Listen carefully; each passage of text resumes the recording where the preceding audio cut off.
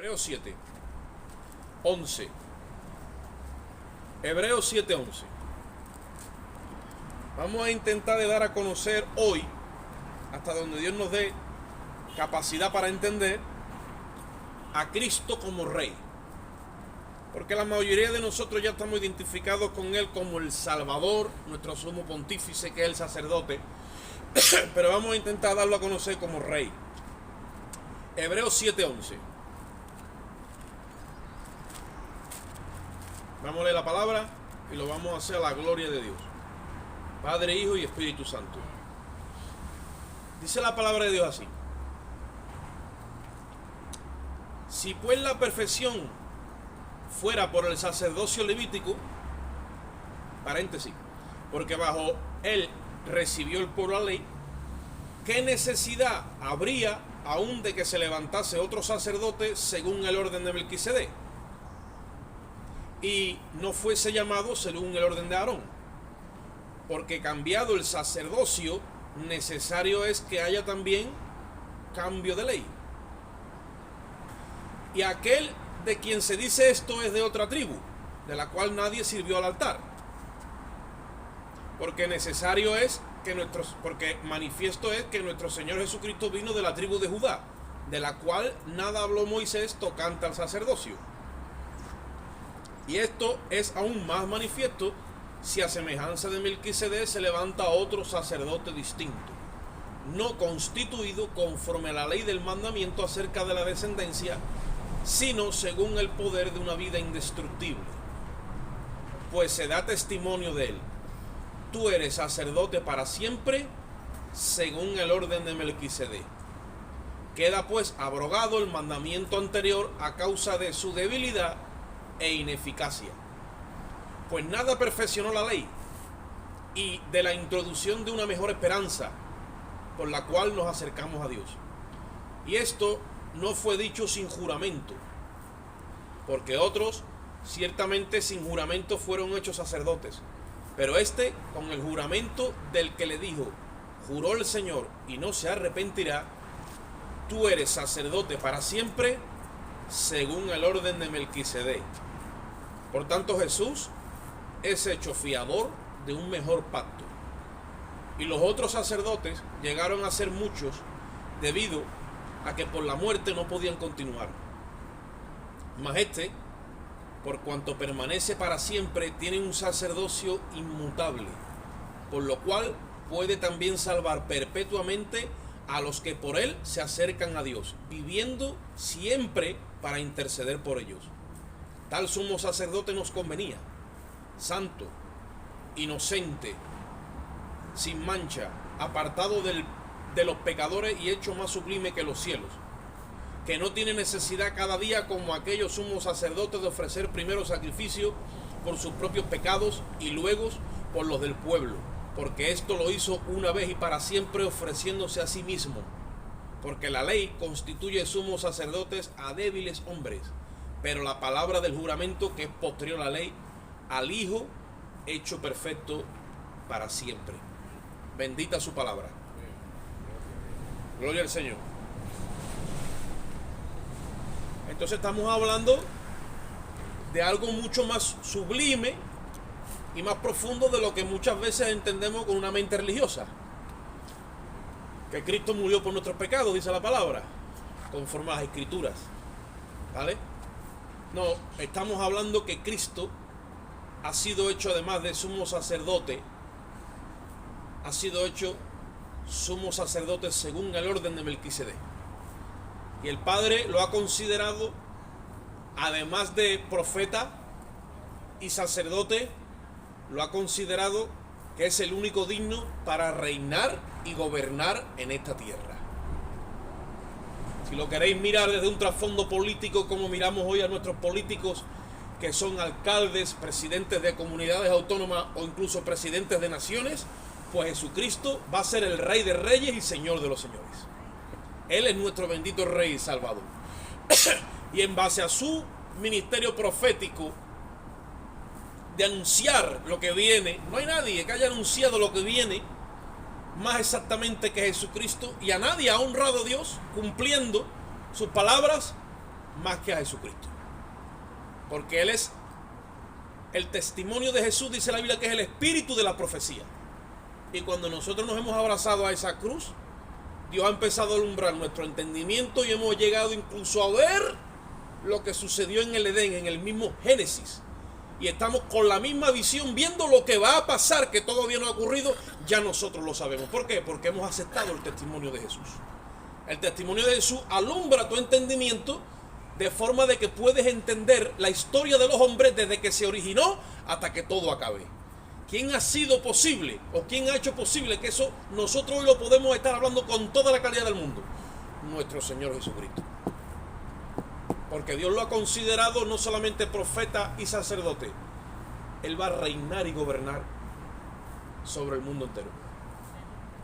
En un periodo no muy lejano, sino ya está bien cercano, reinará sobre la tierra 1000 años. Y si lo que venimos hablando, dándole curso, dándole seguimiento, estaba instituido en la tribu de Leví, como hemos hablado, y que el día de la expiación tenía que venir a Aarón y ofrecer por sí mismo y por su casa y después por el pueblo. ¿Cuándo fue transferido todo eso a Cristo? Lo hablamos, ¿verdad? ¿Cuándo? Cuando vino Juan el Bautista. Él fue el que le puso las manos a Cristo y le transfirió todo. Por eso hemos leído ahí en Hebreo que si el sacerdocio levítico hubiese sido perfecto, no habría necesidad de que se levantase otro sacerdote. Pero como él ahora recibe la herencia del sacerdocio, se levanta en un sacerdocio nuevo que comprende no solamente dar la vida por la nación a manera de sacrificio, sino que tiene la suficiente sabiduría y ciencia y capacidad de que a esa nación que salva la gobierna de forma perfecta, donde no hay conflicto ninguno en ese cuerpo, porque la ley que gobierna en ese pueblo prioritariamente es el amor,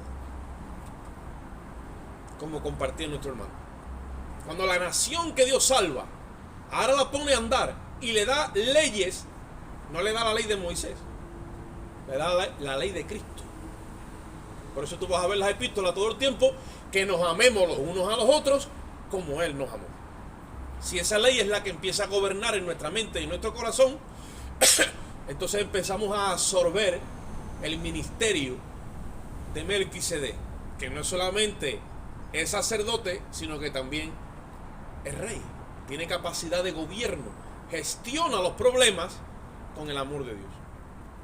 Si todos lo remitiéramos al amor de Dios, no habría conflicto. El problema es que el amor de Dios empieza a escasear en nuestros corazones.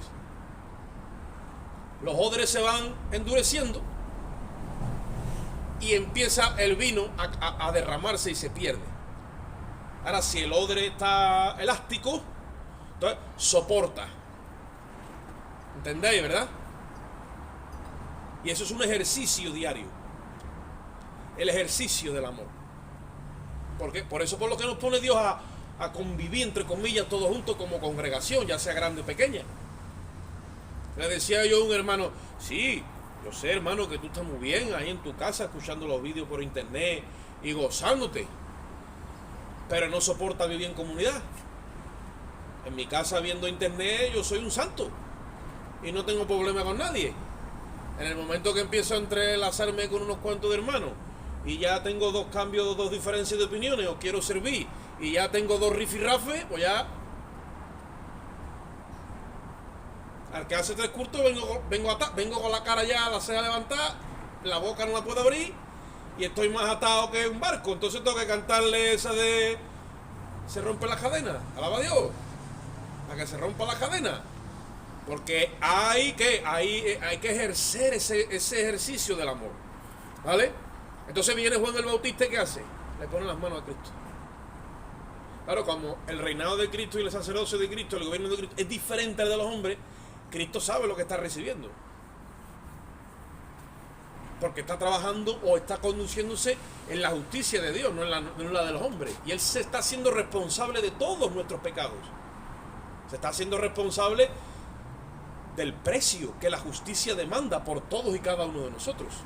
No está cogiendo un sacerdocio ahí a la ligera, como dicen por ahí, a la buena Miguel.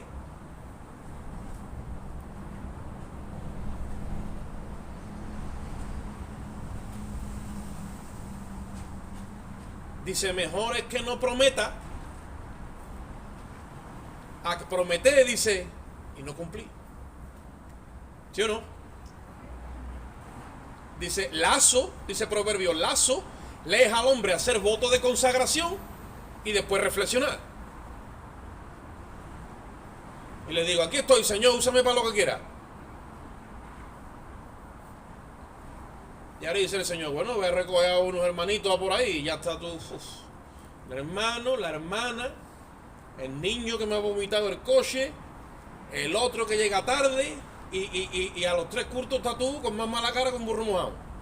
¿Por qué? Porque ahora estás reflexionando lo que significa haberte consagrado y haberle dicho al Señor, aquí estoy. ¿Entendéis lo que es la obra de Dios? Pero cuando Cristo le dijo aquí estoy, él no estaba dudando ni titubeando, él sabía lo que se estaba comprometiendo. Porque es un sacerdocio diferente. Es conforme a la justicia de Dios. Sabe lo que está. El juramento que está tomando sabe lo que está haciendo. Y ese sacerdocio profético de justicia pura es el que nosotros tenemos que empezar a chupar y a mamar de él, el puro, el que viene del cielo. Dice la Biblia, el que te obligue a andar una milla, ¿qué dice? Gloria a Dios. El siervo inútil dice, yo he andado ya una milla y no vea lo que me ha costado. Tú sabes, ¿no? Y dice el Espíritu, sí, pero yo te dije que lo acompañaras 2. Ah, también le tengo que meter... Sí. No puedo. Entonces dice el Señor, ¿de verdad que no puede? Dice, no puedo, Señor. Pues entonces dite a ti mismo, siervo inútil soy. Todavía no. Porque hago lo que me piden. Nada más me exigen un poquito más, se me tranca la quijada y ya no.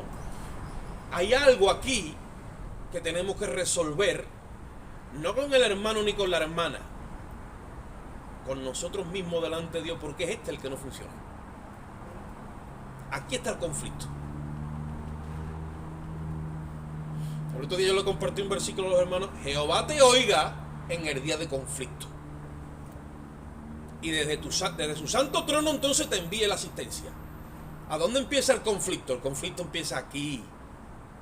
Dice Santiago, pedís y no recibís. Codiciáis. Esto, lo otro, dice, porque estáis todo el tiempo pidiendo para vosotros. Cuando Cristo pedía para el pueblo. Por eso que Dios lo escuchaba. Cuando Cristo intercede por nosotros. Por eso que Dios lo oye. Y le ha considerado que le ha dicho, ven para acá. Siéntate aquí. Tú eres digno de gobernar y de reinar. Estamos hablando de Cristo hecho hombre, no Dios. El Verbo se hizo carne y adoptó nuestra naturaleza.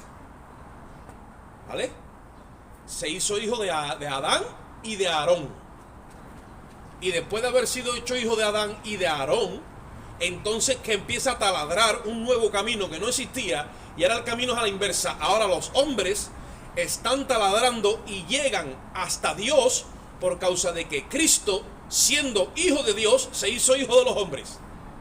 Para que una vez que se hizo hijo de los hombres, llegó a lo más bajo y abrió un camino para que nosotros, los hijos de los hombres, llegáramos a ser un día hijos de Dios. Eso lo ha hecho Él, el único en su clase. El Mesías, como dice las escrituras hebreas, el Mesías príncipe. Dice las escrituras el Mesías, dice en el hebreo, Masías Nagid, que significa el Mesías príncipe, el único. Porque la palabra Mesías aparece muchas veces en el Antiguo Testamento, es el ungido. Ungido fue Eliseo, ungido fue Elías, ungido fue Saúl. Pero cuando aparece del ungido príncipe, ese título en el pueblo de Israel, cuando tú le hablas en este ambiente, ellos saben que solamente hay uno en su clase. No puede haber dos ni tres, uno. ¿Sabes quién es, no? Nuestro bendito Rey y Salvador. Entonces, cuando Juan el Bautista le transfiere a Cristo el sacerdocio y de Leví pasa a Judá, le deja a Cristo en su sacerdocio la responsabilidad de redimir a la nación y a la humanidad, haciéndose responsable de todos sus pecados y de su naturaleza pecaminosa. Y este sacerdote que va a empezar ahora a hacer su sacerdocio, que es según la justicia perfecta, no entra ni por la tapia ni por la ventana, se persona en el palacio de justicia y entra por la puerta. Por eso es que Jesús dice: todos los que vinieron antes de mí fueron salteadores y ladrones, pero yo soy el buen pastor, porque el buen pastor su vida da por las ovejas. Y a nadie le abre el portero, oye esto, sino al que viene conforme a la ley. ¿Quién ha sido el único ser humano que ha cumplido toda la ley y la exigencia de Dios? Jesucristo. Se ha sometido a la justicia de Dios Padre.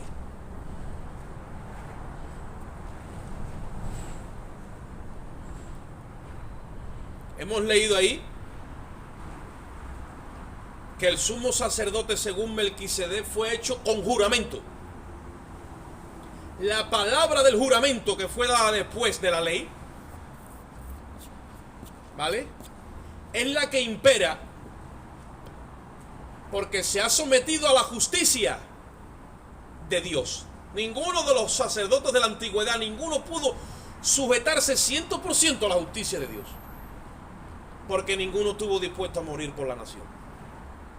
La justicia requiere muerte a todo aquel que transgrede la ley, porque el pecado es un delito moral a los ojos de Dios. Y Cristo es el único que ha abierto la puerta. Y cuando Él ha abierto la puerta que estaba cerrada, porque los hombres hemos quedado destituidos de la gloria de Dios, cuando la puerta se ha abierto, le han puesto el nombre del que la abrió. Por eso Cristo se atrevió a decir: yo soy la puerta, y el que por mí entrare será salvo. La puerta tiene el nombre del que la abrió, y el camino tiene el nombre del que lo recorrió. Por eso Jesucristo dice: yo soy el camino. Y después dice más. Dice: y nadie, lo voy a repetir, nadie, no, lo voy a tripetir, nadie va al Padre si no es por mí. Mira, con un solo versículo, Juan 14:6, que tú y yo digamos con autoridad, ahí destronamos al catolicismo romano, al islam y a cuanta religión el diablo que se ha inventado. Y eso es radical, sí es radical. Jesucristo dijo: nadie va al Padre sino por mí. Ahora predícame de María, de Pedro, de Juan, de Jacobo, me predica de Mahoma, me predica de Confucio, me predica de quien tú quieras, que todos están muertos, allí están sus tumbas, y ninguno ha entrado al cielo, y si han entrado ha sido por Jesucristo.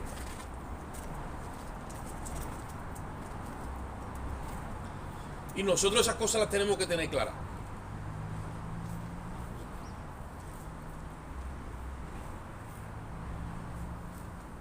Conociendo a Cristo no solo como profeta y sacerdote, sino como rey, como gobernante. Vamos un momentito al libro de los Hechos, del capítulo 13. Hechos 13.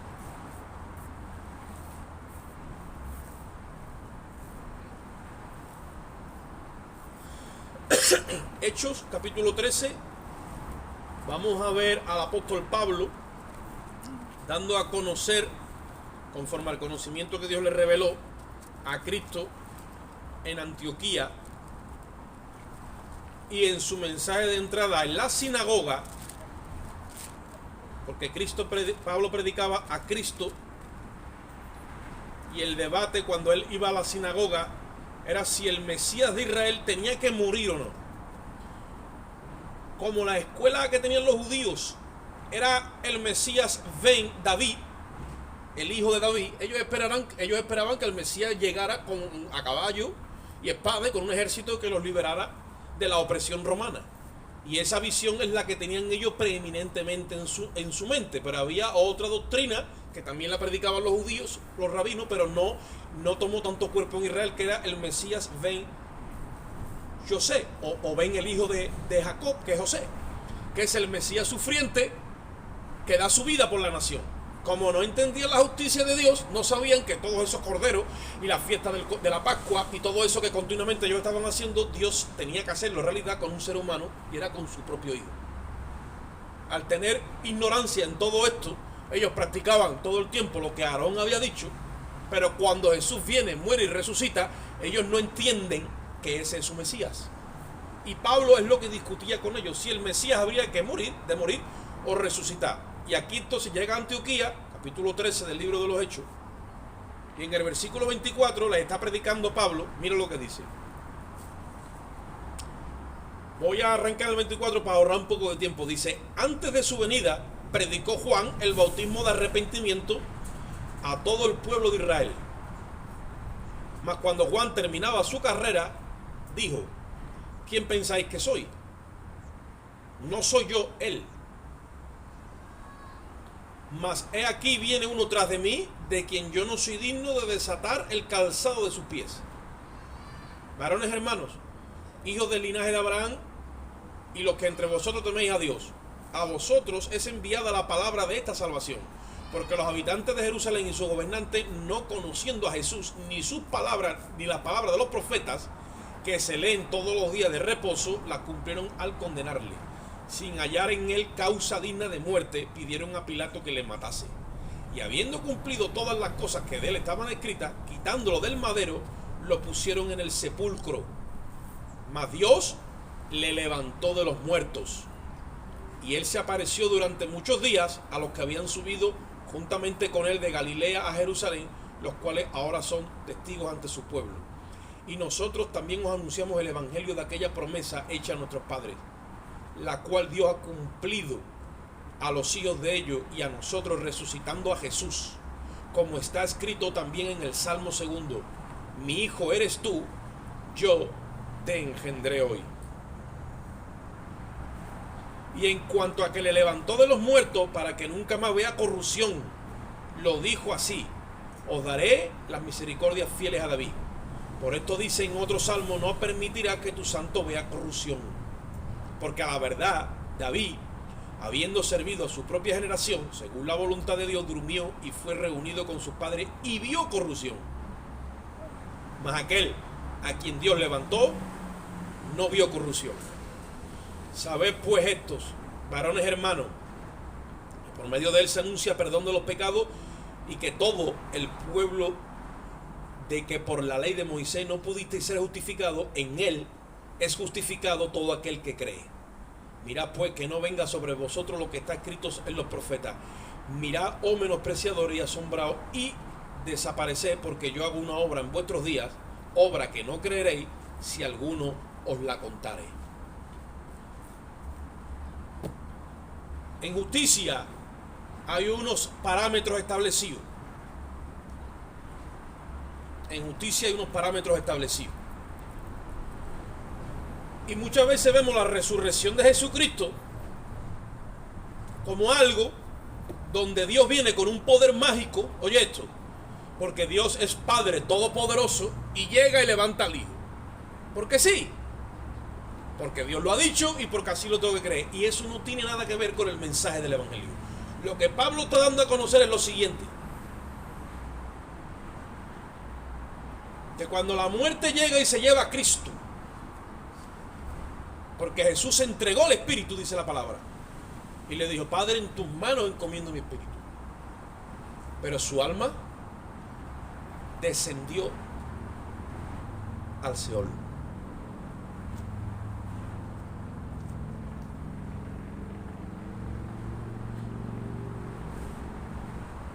¿Os acordáis cuando Jonás se lo tragó el vientre? O sea, el pez.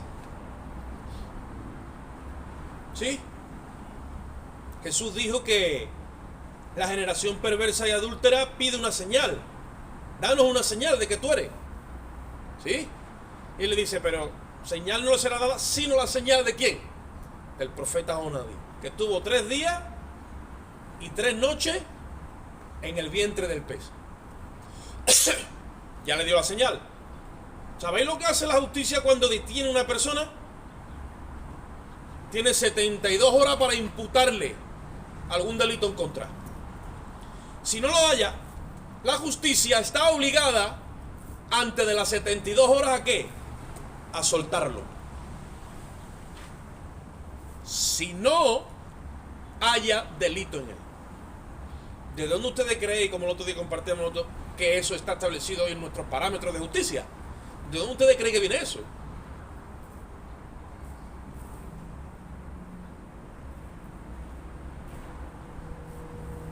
Viene del profeta Jonás. Viene de la justicia de Dios. 72 horas. Jesucristo estuvo 3 días y 3 noches. ¿Sabéis cuánto es? 72 horas.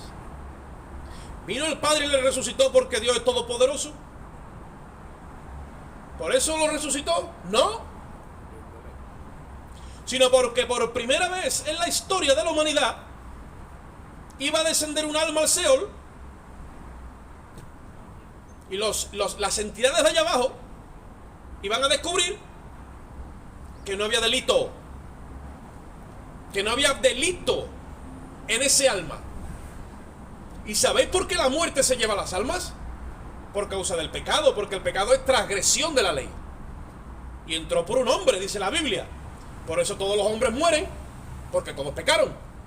Pero hubo uno que no pecó. Y como lo hizo conforme a la justicia de Dios, la muerte, que fue la que se lo llevó, fue la misma que lo tuvo que volver a entregar antes de las 72 horas. Alábalo si puede ahora. No estamos hablando de un evangelio conforme a la mentalidad religiosa de Aarón, que no. Estamos hablando en parámetros de justicia. Jesucristo no pecó ni una sola vez. Ni de pensamiento, ni de palabra, ni de obra, no omitió nunca nada. Todo el tiempo hizo la voluntad del Padre. Se sujetó a unos parámetros de justicia cuando Juan el Bautista le dejó caer ese peso, que lo llevó a rajatabla todos los días de su vida hasta el último suspiro en la cruz. Por lo tanto, se sometió a la justicia más exacta que hay, que es la justicia de Dios.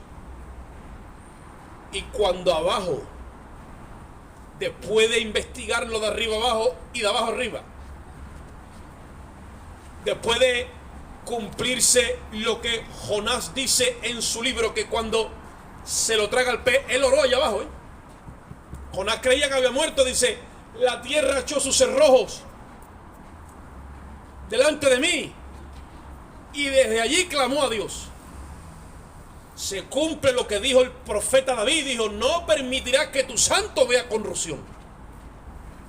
Y el cuerpo de Cristo, que estaba puesto en un sepulcro, oye esto, símbolo de un pan sin levadura, porque no había pecado, allí puesto, y su alma había descendido, cuando descubrieron que nunca había pecado. Es como un policía que retiene a un delincuente o alguien que tiene eso y le dice, tengo 72 horas para... Y le pide permiso al comisario quien se está investigando. Si no, y lo retiene injustamente, entonces incumple la ley. El juez tiene dicho que si no hay delito contra una persona antes de 72 horas hay que soltarlo. Muchas veces lo sueltan con cargo, otras veces sin cargo. La muerte tuvo que soltarlo, hermano. ¿Sabes por qué? Porque la resurrección de Jesucristo no es un hecho mágico de Dios. Es un acto de justicia. La justicia tiene que soltar a todo aquel que no haya delito en él, antes de las 72 horas. Por eso es que Jesucristo, cuando la muerte lo suelta, el cuerpo se levanta. Esa es la señal de Jonás. Y se levanta sin corrupción ninguna. Por eso dice ahí que David se corrompió, porque el cuerpo de David, pero el hijo de David que es el monarca que esperaba la nación de Israel, no vio corrupción. Primera de Corintios capítulo 15. Estamos hablando del evangelio en parámetros de justicia, para que tú entiendas lo que te pertenece de parte de Dios, la salvación que Cristo nos ha otorgado y el ministerio que nos ha compartido. Es un ministerio que es conforme a la justicia de Dios. Entonces, por ley nos pertenecen las cosas, no por esfuerzo, no por sentimiento, no por emociones, por ley. Estamos bajo la ley del Espíritu de vida en Cristo Jesús. Por eso es que no hay condenación para nosotros, porque la salvación ha sido arrebatada a la misma muerte, y por ley nos pertenece, y por ley. Eso es el evangelio. Capítulo 15 de Primera de Corintios.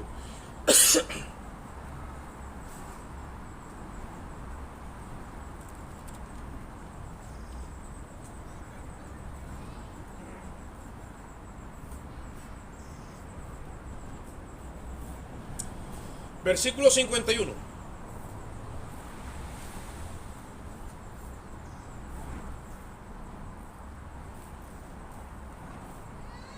He aquí os digo un misterio: no todos dormiremos, pero todos seremos transformados. En un momento, en un abrir y cerrar de ojos, a la final trompeta, porque se tocará la trompeta, y los muertos serán resucitados, incorruptibles, y nosotros seremos transformados. Porque es necesario que esto corruptible se vista ¿de qué? ¿Y por qué esto que es corruptible se tiene que vestir de incorrupción? ¿Quién me puede responder?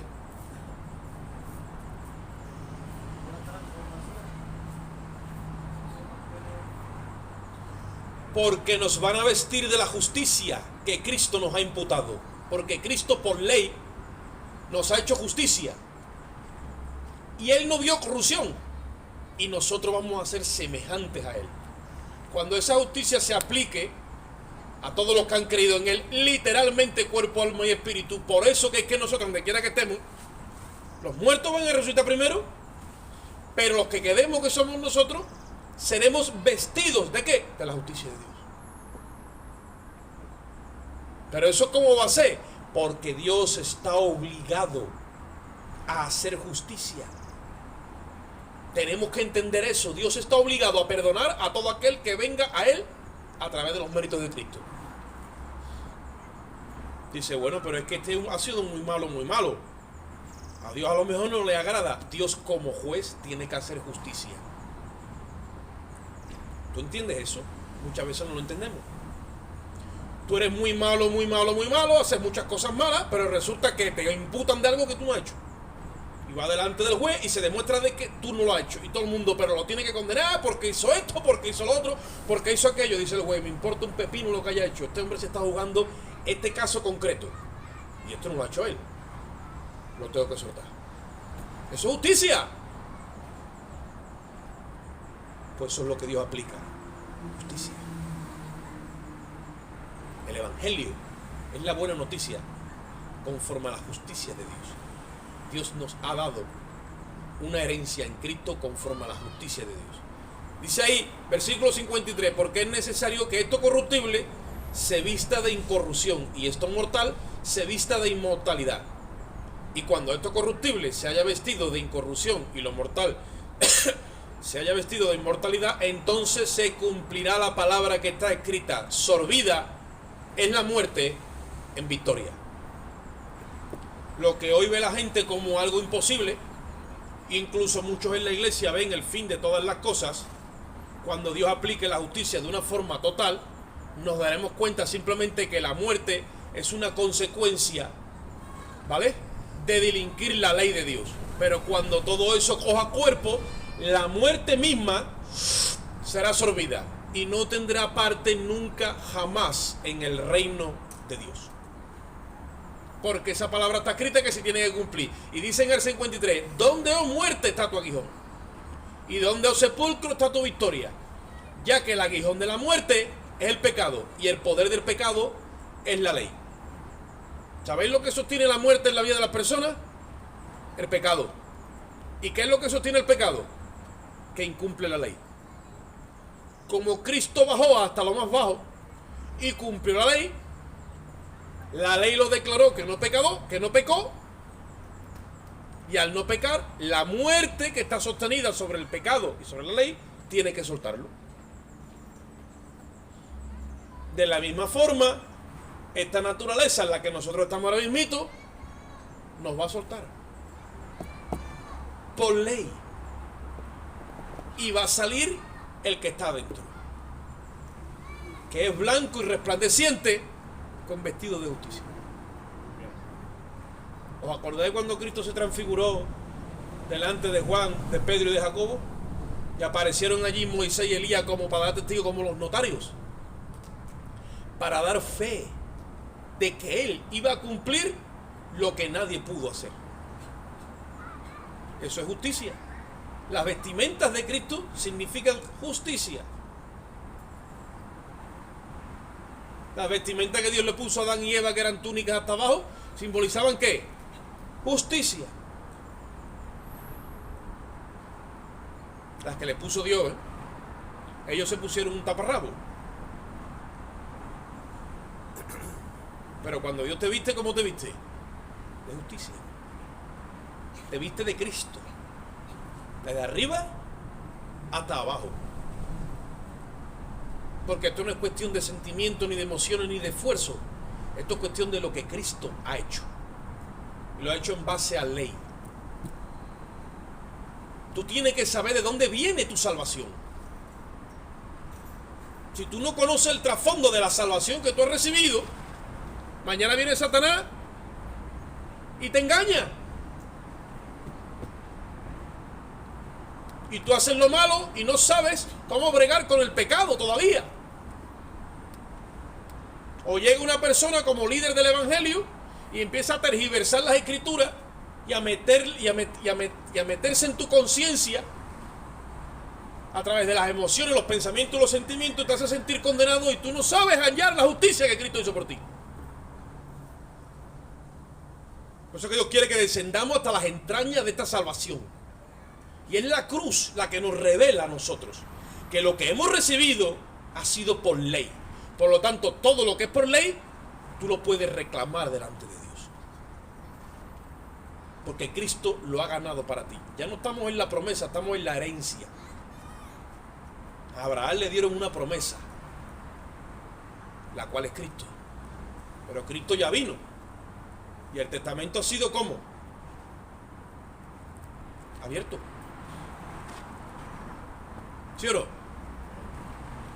Y yo estoy hablando todo el tiempo como en parámetros de justicia, ¿no?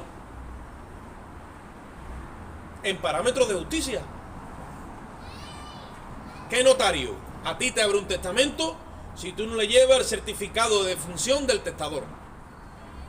¿Qué notario hace eso? ¿Quién recibe una herencia con el testador vivo? Tiene que firmar testado en todo caso. ¿Entendéis? ¿Ha habido muerte del testador? Ha muerto, ¿no? Y después, ¿sabe para qué ha resucitado? Para garantizarte de que lo que te prometió lo vas a recibir. ¿Sabéis cuántas personas sus padres le dejaron una herencia y cuando han muerto los padres los gobiernos han cambiado las leyes y han metido impuestos patrimoniales y esto y lo otro y para allá, para acá, y después de que sus padres hicieron testamento, ahora cuando ellos van a meterle mano a la herencia, los gobiernos, los abogados y gente mala se han quedado con la herencia y no la han recibido? Así. Porque nosotros los hombres somos malos y no nos sujetamos a la justicia. Pero Cristo ha muerto para dejarte una herencia y ha resucitado para que nadie te engañe y por su espíritu revelarte a ti y hacerte conocer lo que hemos recibido. Y para que tú te garantices de esa realidad. Porque muchos de nosotros nos debilitamos en fe y llega el diablo y te engaña. Y ya tú no sabes de dónde viene la salvación que tú has recibido.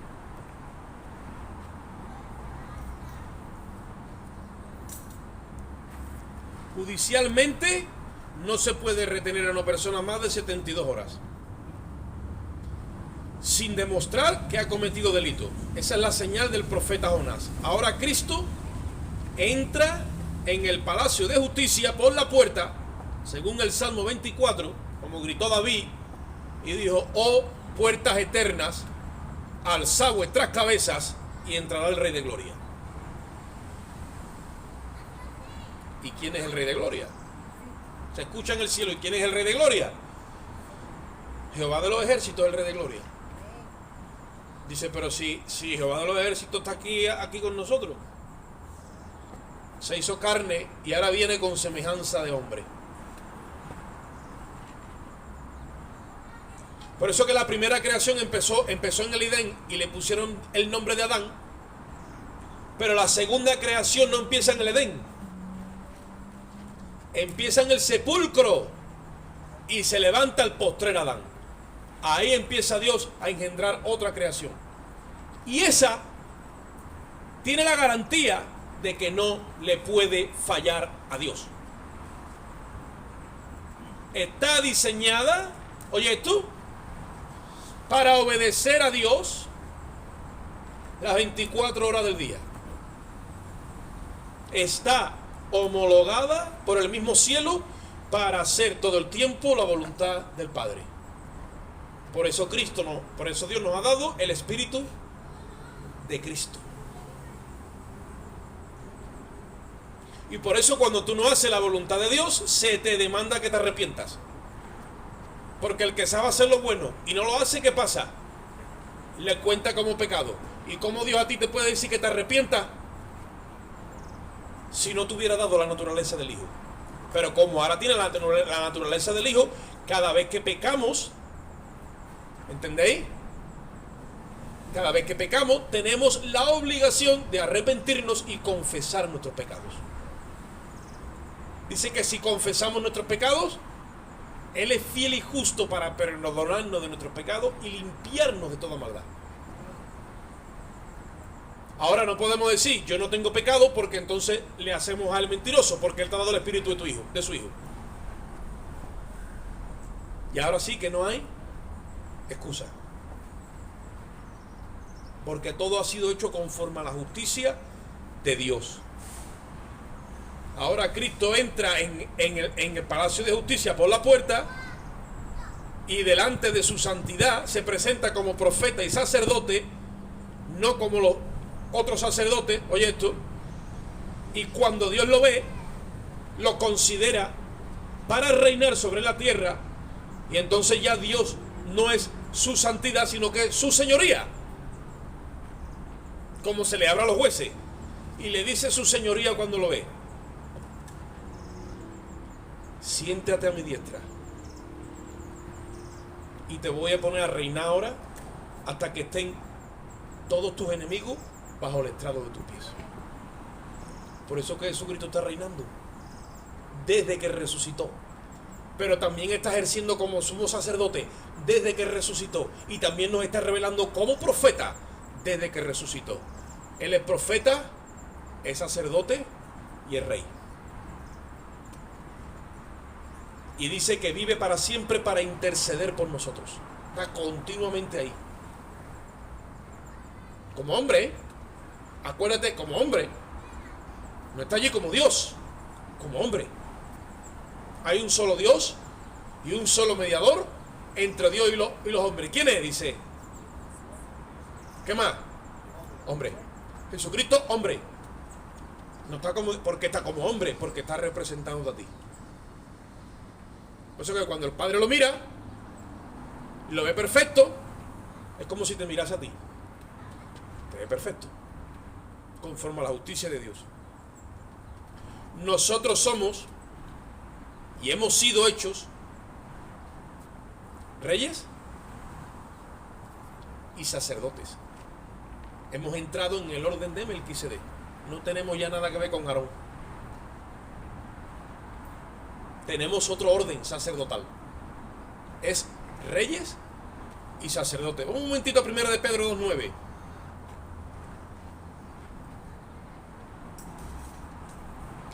La falta de relación con Cristo. Oye esto. en la comunión nuestra con el Espíritu, la falta de relacionarnos con el Señor Jesucristo,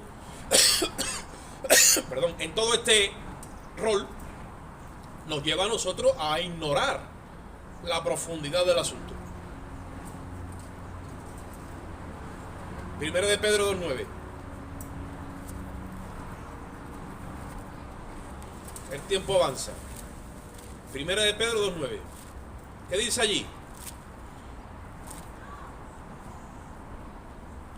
Mas vosotros sois linaje escogido, real, sacerdocio, nación santa. Mira las tres cosas que ha dicho. Linaje escogido, o sea que Dios te escogió. ¿Y sabes lo que es un linaje? Mira, esto es un linaje.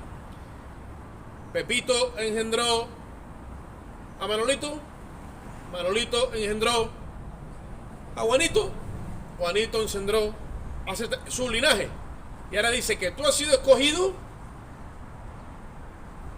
para meterte en ese linaje.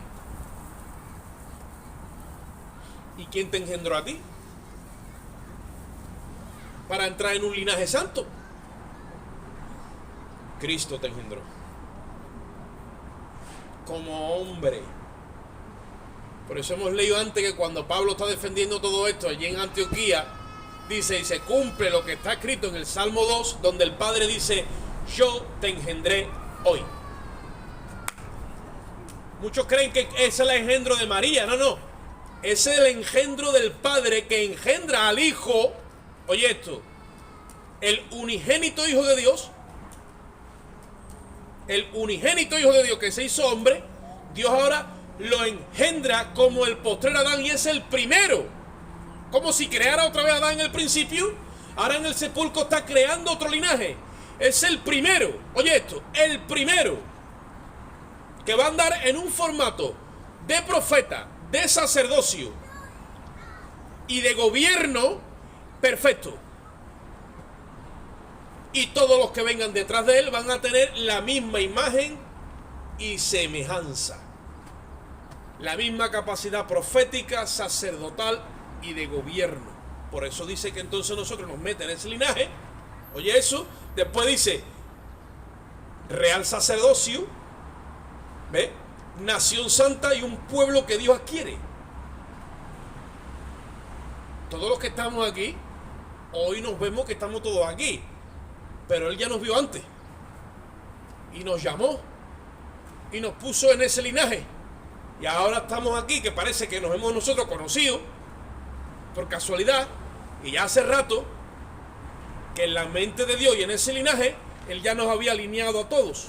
Y escogido como un pueblo santo que va a ejercer el sacerdocio, perdón, que va a ejercer el sacerdocio para que anunciemos las virtudes de aquel. ¿De dónde te han llamado a ti? A ti de las tinieblas, que sí, a mí también. ¿Y para qué te han llamado? Para que anuncies las virtudes de aquel que te llamó de las tinieblas a la luz. ¿Y cómo lo vas a hacer? Lo vas a hacer con el conocimiento de su justicia. Para que aquellos que oigan y vengan sepan de que esto es seguro. ¿Dónde está la seguridad nuestra? Mira, tenemos tanta seguridad en esto que cuando se echó el fundamento de esto, la muerte tuvo que soltar al fundador de esto. La muerte se levantó y ya no ha vuelto a morir más. Ahora lo que ha hecho es que ha traspasado los cielos, esos cielos sí, los ha traspasado y ha llegado al lugar santísimo. Dice la Biblia, no entró Cristo en el santuario terrenal. Él no se ha metido en donde se metía Moisés, ni donde entraba Aarón, ni Anás, ni Caifás. Él no ha entrado en el Vaticano, ni en la Casa Blanca. Ha entrado en el santuario celestial, en el Palacio de Justicia, donde habían cerrado las puertas para siempre y las ha abierto. Allí se ha sentado y ya no ves más la muerte y desde entonces está ejerciendo y gobernando como hombre. Jesucristo está ahora mismo a tiempo real allí sentado, ¿lo sabéis? intercede día y noche por nosotros. Él ahora mismo inclina la mirada y nos ve a nosotros aquí a tiempo real. ¿Cómo puede ser eso? Porque se ha sometido a la justicia de Dios.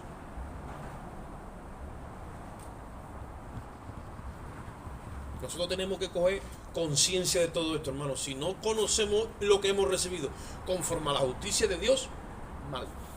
Ahora, si conocemos todo esto, vamos a empezar a absorber, donde vamos a llegar a un punto en nuestra vida donde ya vamos a entender las cosas en el orden de Melquisedec, que es en el que ha recibido la iglesia.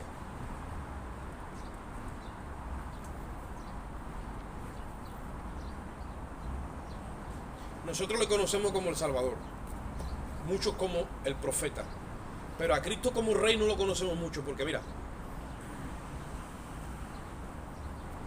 le decía yo a mi mujer cuando venía de camino, Jesús dijo, en aquel día muchos me dirán,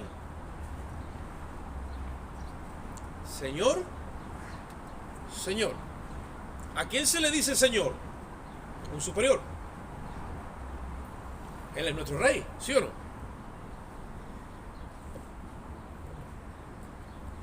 ¿Y yo qué les diré?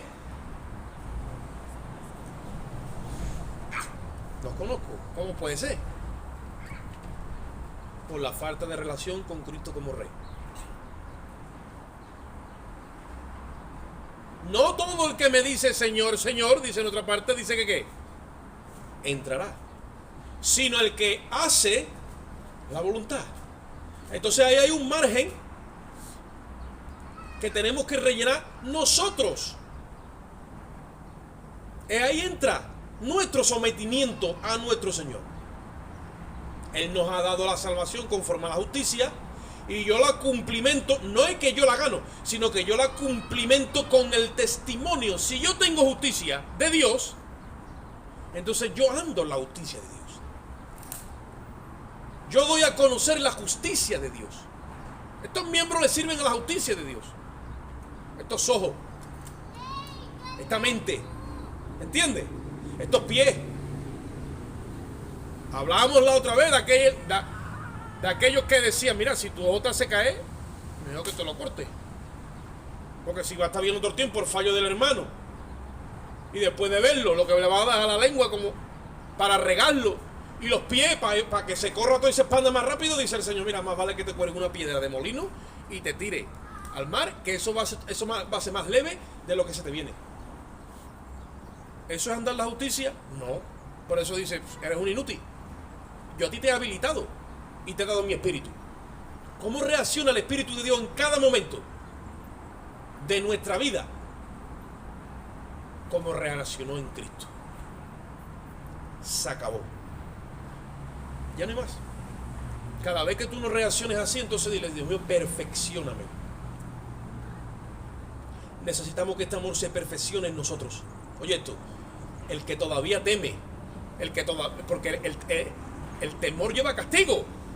Dice que el que todavía teme en sí no se ha perfeccionado el amor de Dios en él, porque el temor lleva castigo. Este amor se tiene que perfeccionar. Cuando este amor se hace grande en ti, ¿sabe que lo que hace? Se come a Adán. Lo deja muerto. Te quita tus intereses, te quita tus pasiones, te quita tus deseos, te quita tus gustos, te quita tus aficiones, te quita tu comodidad. Ay, hombre, te lo quita todo. Y tú dices, pero eso cómo va a ser, eso es la justicia de Dios en ti. Si no quieres que se manifieste la justicia de Dios en ti, entonces dile Señor todo lo que quieras. Tú dile Señor y todo lo que quieras, dile Señor, Señor, Señor. Pero se va a demostrar en la voluntad. Me decía una hermana ayer, hermano, el ayuno de Isaías que dice, este es el ayuno que yo escogí. Israel ayunaba y se ponían ropa áspera, se ponían encima de los juncos para clavarse y se hacían incomodar. Pero claro, eso, sin un testimonio que lo respalde, no había crédito. Dice Dios, no, párate un momentito, esto no es lo que yo escogí. A mí de qué me vale que tú te metas en un rincón y te hagas todas esas cosas en tu cuerpo y me hagas ver todo ese sacrificio y después ve a tu hermano y te esconde. Porque tiene un problema con él y no eres capaz de solucionarlo, no le puedes mirar la cara. El hermano pasa por la calle 1 y tú dices, voy a coger la 2, para no verlo. No es que comparta tu pan con el que no tiene. Ese dice que es el ayuno que Dios cogió. Entonces yo le digo, es un paralelo de Santiago. Santiago dice, la fe se manifiesta por las obras. Tú tienes fe,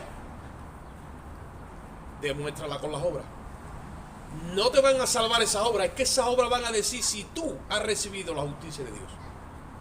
Si tienes justicia de Dios, estás habilitado para ser un ministro de justicia. Ministro competente del nuevo pacto. Damos a conocer la justicia de Dios. Si no, vamos a hacer como los gobiernos, nos vamos a inventar un montón de ministerios. ¿Sabes, no? Con tal de no dar a conocer la justicia, empezamos a repartir que ministerio nos dejamos solos, nos quedamos solos. El Ministerio de Agricultura y Pesca, el Ministerio de Festejo, el Ministerio de Deporte y el Ministerio de Igualdad. ¿Y me pongo a repartir ministerio y me quedo solo? Claro, la justicia de los hombres es así.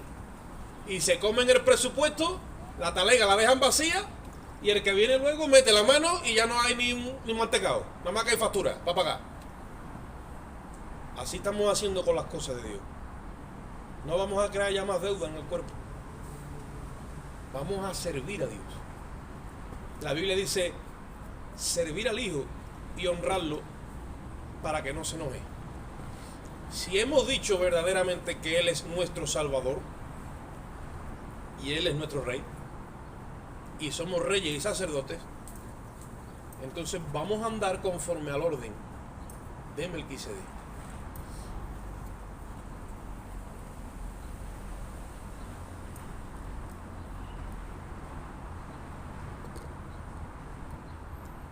La salvación es por gracia,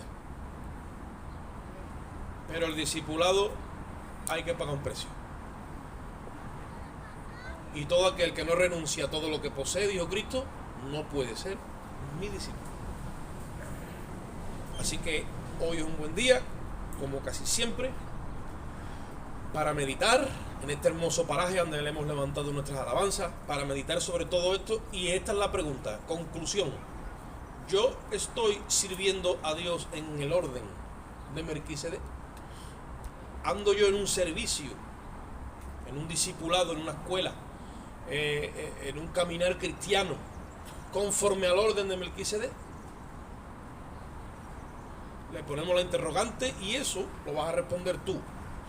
Y lo voy a responder yo en mi vida, como el hermano nos compartía, delante de Dios, sin juzgar a nadie, porque al final cada uno va a dar cuenta a Dios en el tribunal. Padre, te damos gracias en esta bendita mañana, Señor, donde tú nos has dado la oportunidad que vengamos aquí a adorarte y alabarte a ti, Dios mío, y a glorificar tu nombre y también a compartir. Yo te ruego de una forma especial por los enfermos en tu pueblo ahora, Dios mío, aquellos que están inhabilitados literalmente por diferentes cuestiones. Que tú los bendiga y los ayude en sus aflicciones, Señor. Y a nosotros que estamos sanos y podemos estar aquí hoy, escuchando tu palabra y podemos servirte, Dios mío, que tú nos habilites como ministros de justicia, Dios. Saca de nosotros toda mentira, toda hipocresía, toda levadura. Danos a revelar más la salvación que hemos recibido conforme a tu justicia. Y haznos ministros competentes de este nuevo pacto, Señor. Te doy gracias por cada hermano aquí presente. Ahora nos vamos a este lugar, pero no de tu presencia. Salimos en tu amor, Señor, la gracia de Cristo y la comunión y la dirección de tu Espíritu Santo. Y el pueblo dice, salúdense los hermanos con mucha alegría, con mucho gozo, con mucho amor. Que el Señor los bendiga.